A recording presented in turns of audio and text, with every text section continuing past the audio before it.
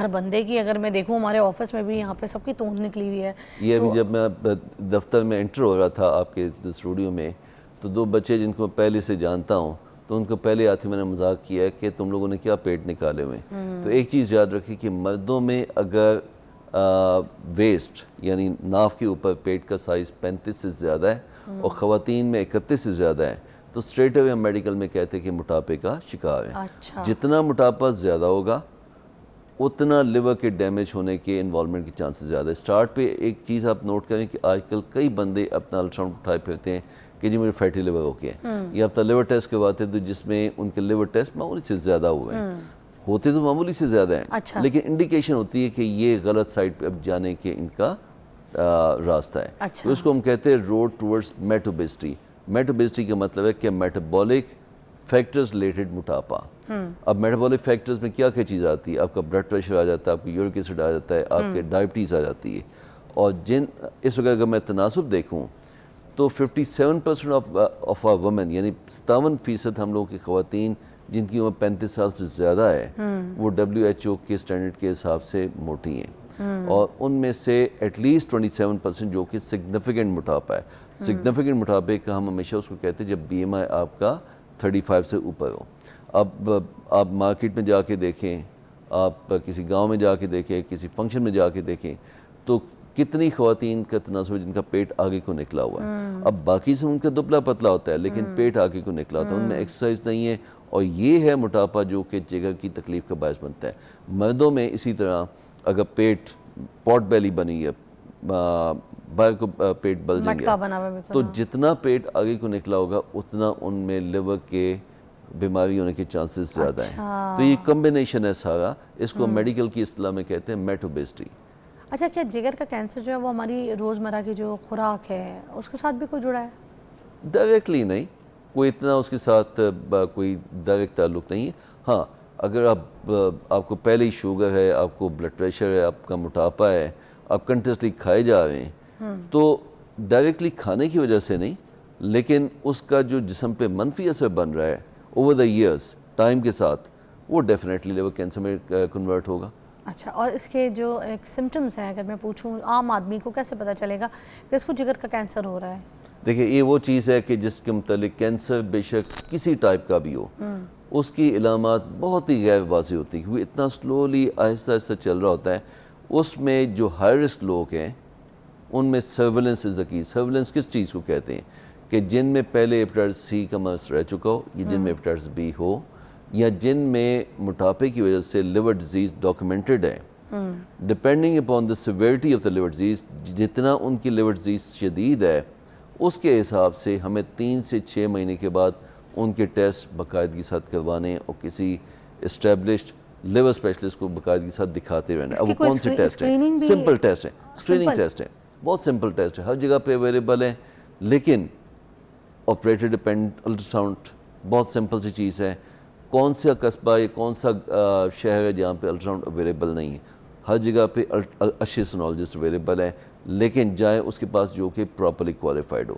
Blood test simple ایک test ہے alpha فیٹوپروٹین, آپ نے ہر 3 سے 6 مہینے کے بعد کروانا. ڈپینڈ کرتا ہے کہ آپ کی لیور کی ڈیزیز کی سیویرٹی کتنی ہے.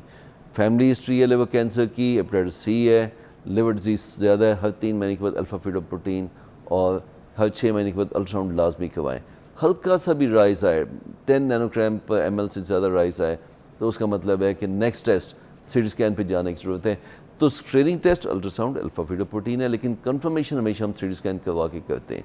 تو علامات اس کی کوئی اتنی واضح نہیں ہے. اگر آپ کو پتہ ہے پین, کوئی کھانے میں تکلیف, کوئی دیکھیے سانس پین, میں, جب تک پین آئے گی نا اس کا مطلب ہے کہ بیماری آگے جا چکی ہے. تو اس لیے اہم ہوتا ہے کہ اس سٹیج پہ جانے ہی نہ دیں. نمبر آف ٹائمز پتہ اس وقت چلتا ہے جب یہ جو کینسر ہے جگر کا کینسر, اس کی خاصیت یہ ہے کہ یہ بلڈ ویسلز میں گھستا ہے.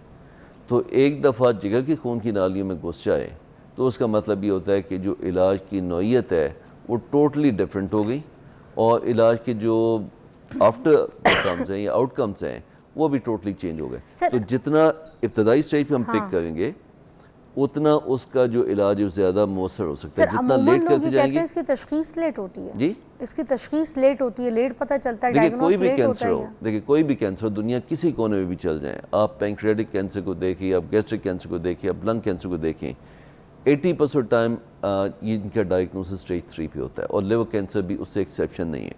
अच्छा मोस्ट ऑफ टाइम जो हम लोगों की अपने आदाद शुमार है कि 80% टाइम इसका जो डायग्नोसिस होता है उस वक्त हम लोगों की क्लासिफिकेशन स्टेज है BCLC, उसमें स्टेज 3 पे जाके पिक हो जाता है। हम कब चाहते हैं कि ये पिक हो, यहाँ स्टेज A या मैक्सिमम स्टेज B पे।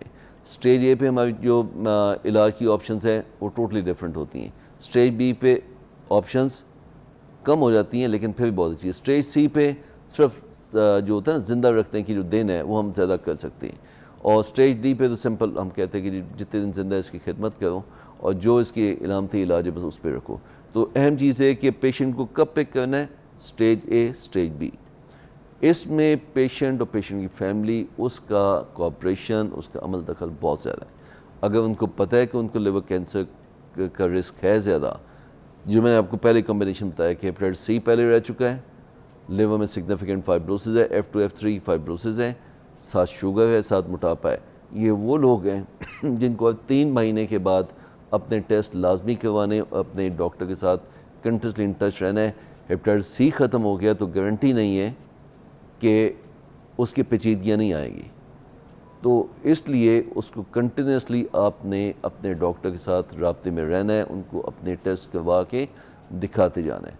ठीक है। जिन पेशेंट्स को हमने 95-96 में ट्रीट किया और उनका ये कैटेगरी थी, हमने उनमें लिवर कैंसर देखा कोई 2005-2006 में। जिनको हमने 2015-26 में जब ये गोलियां आई हैं उनको ट्रीट किया, उनमें लिवर कैंसर हमने देखना शुरू किया 22-23 में। तो नतीजा क्या है कि इस वक्त एक एपिडेमिक के तौर पे लिवर कैंसर चल रहा है। इसलिए इस हफ्ते वाले दिन 23 अगस्त को हमने लिवर कैंसर पे पूरा एक कॉन्फ्रेंस रखी है जिसमें पूरे पाकिस्तान से मारीन आगे अपने तहकीकी मुकाले पेश करेंगे। उसमें जितने भी डॉक्टर्स उनको हमने मदऊ किया ताकि सेंसिटाइज़ कर सकें, लोगों को बता सकें कि लिवर कैंसर को क्या कैसे देखना है, किस तरह उसको पिक करना है, उसके इलाज की ऑप्शंस क्या क्या हैं। ये तो है मेडिकल का, लेकिन पब्लिक के लिए क्या है, उस दिन पब्लिक सेमिनार भी होगा। और आपके चैनल के तो से जो मेरा मैसेज लोगों को जो मैं देना चाहता हूँ वो यही है कि एक तो अगर डिज़ीज़ है मोटापा ना दें, डायबिटीज़ है तो कोशिश ये करें कि वज़न कम करके अपनी डायबिटीज़ को कंट्रोल में रखें, या अगर डायबिटीज़ भी है भी तो रेगुलरली अद्वियात खाएं। एक चीज़ याद है कि टाइप 2 डायबिटीज़ अगर वज़न हम कम करें तो मोस्ट ऑफ टाइम नॉर्मल हो जाती है। गो कि ये मेरा शोबा नहीं है, शुगर स्पेशलिस्ट जो है आपको ज़्यादा बेहतर तरीके से उस पर रोशनी डाल सकते हैं, लेकिन लिवर के तवस्सुस से, लिवर के बैकग्राउंड में आपको ये रोशनी में डालता जाऊँ कि वज़न कम करें तो ये डायबिटीज़ रिवर्सिबल है। तो डायबिटीज़ ना होने दें, ये डायबिटीज़ हो गई है तो उसको रिवर्ट करें, वेट अपना कम रखें, और रेगुलर सर्विलेंस ये की है अर्ली डिटेक्शन ऑफ कैंसर के लिए। और एक दफ़ा अर्ली डिटेक्शन होती है तो फिर इलाज की जो मैसर जो चीज़ें हैं वो ज़्यादा रेडिकल हैं और मुकम्मल तौर पर शिफा के काबिल हो सकती हैं। एक दफ़ा स्टेज 3 आ जाए तो फिर शिफा मुमकिन नहीं है। सर एक ब्रेक लेंगे, विल बी राइट बैक। हम यहाँ पर जिगर के कैंसर के ऊपर बात करें, आपकी कॉल्स भी शामिल कर सकते हैं अगर आपको कुछ पूछना है तो is a very senior professor regarding this, आपको सही नॉलेज दे सकेंगे। You can call also. Take a break.